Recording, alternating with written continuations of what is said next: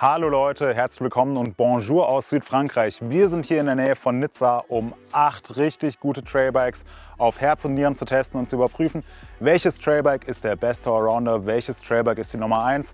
Herzlich willkommen zu unserem Trailbike-Vergleichstest 2024.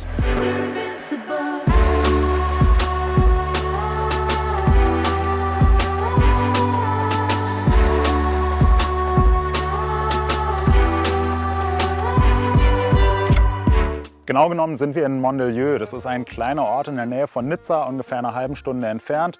Und wir sind hier hingefahren, nicht nur um der grauen Tristesse Deutschlands zu entfliehen, sondern auch, weil wir hier perfekte Trailbedingungen haben. Hier gibt es wunderbare Trails, anspruchsvolles Terrain, knapp 500 Tiefenmeter, wunderbares Wetter fürs Frühjahr, Sonnenschein, warme Temperaturen, also all das, was man sich für so einen guten Trailbike-Vergleichstest wünscht. Mit im Gepäck haben wir nicht nur eine unverschämt attraktive Testcrew, die bis in die Haarspitzen motiviert ist, sondern auch 8 moderne Trailbikes.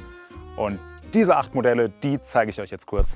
Das erste Rad in unserem Vergleichstest ist direkt der teuerste Kandidat. Santa Cruz Mega Tower mit allem dran, was man sich wünschen kann, kostet runde 10.000 €, 145 mm feinster VPP-Federweg am Heck und eine Farbe, die mich sofort an einen leckeren kandierten Apfel erinnert. Das zweite Trailbike in unserem Vergleichstest ist ein absoluter Klassiker, das YT Jeffsy. Letztes Jahr neu aufgelegt worden.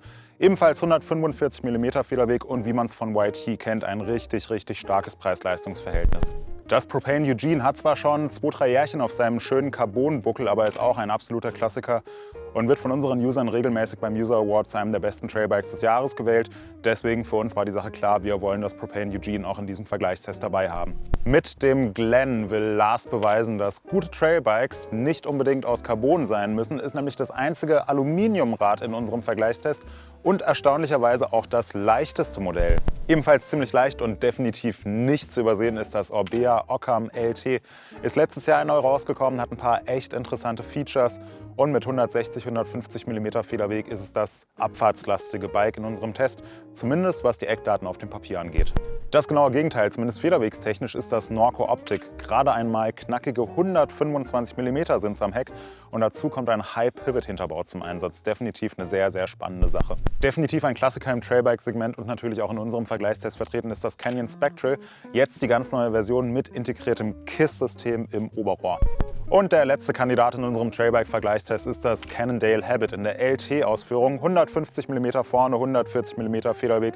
Dazu ein Carbonrahmen und alle Elektronik, die man sich so an einem Mountainbike wünschen kann. Eine Anmerkung noch an der Stelle, wenn ihr euch jetzt fragt, wieso ist mein Rad jetzt eigentlich nicht dabei oder wieso ist der Hersteller nicht dabei oder wieso ist dieses Bike nicht dabei. Das Ding ist einfach, wir haben begrenzte Kapazitäten und mehr als so viele Räder gegeneinander zu testen macht für uns nicht so wirklich Sinn, verzögert die ganzen Abläufe hier vor Ort. Deswegen mussten wir uns von vornherein auf ein Testfeld von 8 Bikes beschränken. Heißt jetzt nicht unbedingt, wenn euer Traumbike nicht dabei ist, dass es ein schlechtes Rad ist, aber mehr können wir einfach nicht auf einen Schlag testen. Für unseren Trailbike-Vergleichstest haben wir uns eine Location ausgesucht, die Strecken hat, die man gut shutteln kann. Das heißt, mit dem Auto hoch, mit dem Fahrrad runter. Natürlich, wie es sich für Trailbikes gehört, haben wir auch die Uphill-Fähigkeiten getestet. Aber beim Downhill-Fahren merkt man dann eben doch mehr die Stärken und Schwächen. Und deswegen haben wir uns hier in Mandelieu eben eine Strecke ausgesucht, die man wunderbar shutteln kann. Und diese Strecke, die hat ungefähr 450 Tiefenmeter, startet im oberen Teil eher flach und schnell, hat einige Steine und wird dann nach unten hin immer verblockter. Ist schon anspruchsvolles Terrain für ein Trailbike. Aber genau in diesem Grenzbereich, da zeigen sich besonders gut die Stärken und Schwächen der jeweiligen Modelle. Und genau das wollen wir in unserem Vergleichstest erfahren. Was ein gutes Trailbike können muss, gar keine so leicht zu beantwortende Frage. Ich würde sagen, wir schauen es uns einfach mal auf unserem Trail an.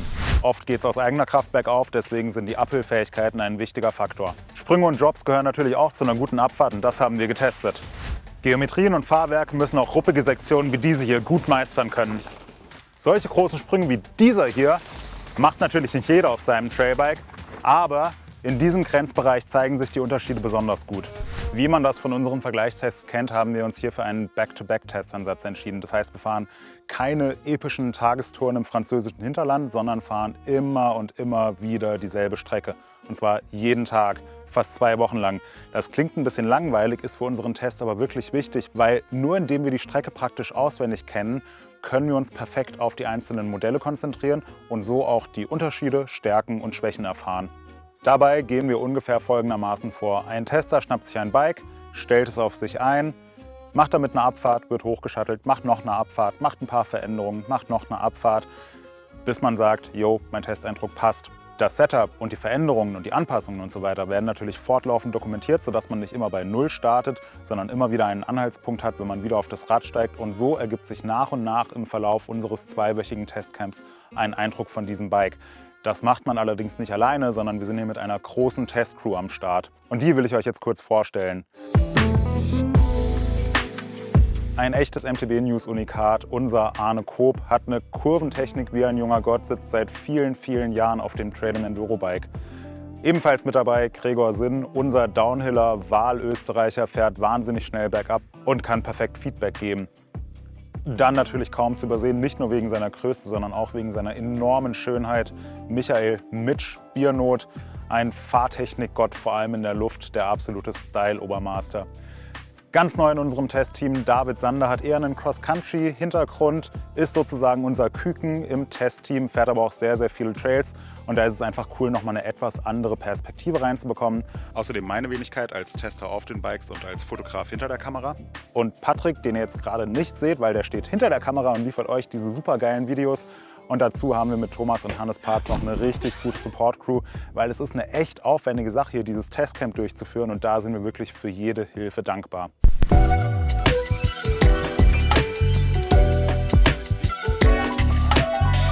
Außerdem haben wir an allen 8 Testbikes ein paar Veränderungen vorgenommen, damit wir sie einfach noch besser vergleichen können. Und die will ich euch jetzt kurz zeigen. Erstens haben wir jeden Lenker auf eine Breite von 770 mm gekürzt. Einfach weil die Lenkerbreite einen recht großen Einfluss darauf hat, wie sich ein Rad anfühlt. Deswegen haben wir diesen Punkt einfach standardisiert und gesagt, 770 mm ist für uns der Sweet Spot. Dadurch fühlt sich jedes Rad gleich an.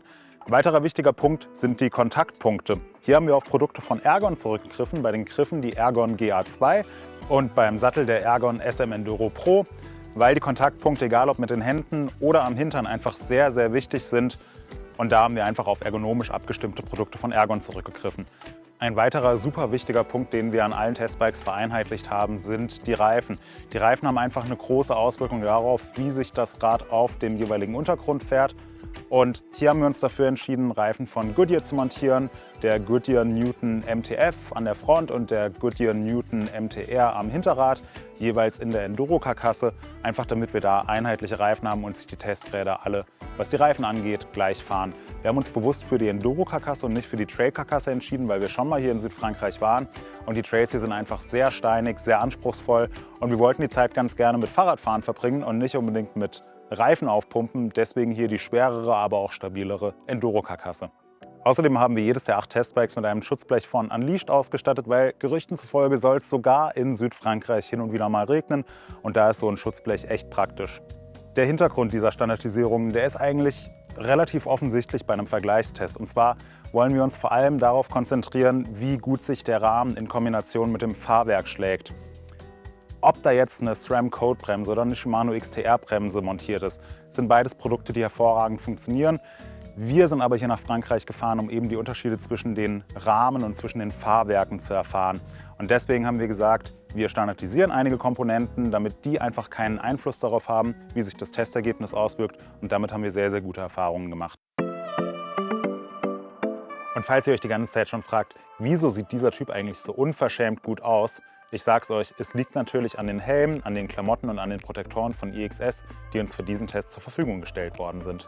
Das waren alle Vorab-Infos zu unserem Trailbike-Vergleichstest 2024. In den nächsten Tagen erwarten euch 8 Einzelreviews von den 8 Kandidaten im Test und hinterher natürlich noch ein großes Fazitvideo. Deswegen, wenn ihr es nicht getan habt, abonniert jetzt unseren Kanal, haut auf die Glocke und wenn ihr irgendwelche Fragen habt, dann ab in die Kommentare damit. Ich mache es mir jetzt hier noch gemütlich. Bis zum nächsten Mal. Au revoir.